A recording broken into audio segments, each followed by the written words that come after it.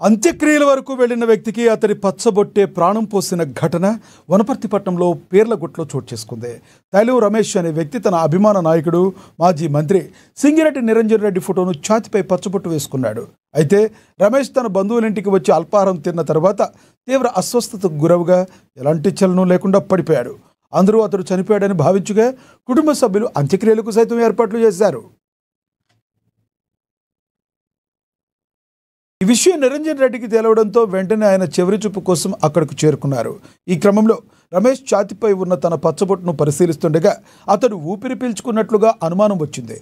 దీంతో వెంటనే అతడిపై పూలమాలలు తీయించి పేరు పెట్టి గట్టిగా పిలువగా కనురెప్పలు కదిలించాడు. తర్వాత ఆయన ఆసుపత్రికి తరలించారు. చికిత్స అందించిన తర్వాత కొద్దిసేపటికి తైలం రమేష్ కళ్ళు తెరిచాడు. చనిపోయాడనుకున్న వ్యక్తి బతకడంతో కుటుంబ సభ్యులు ఆనందం వ్యక్తం చేశారు.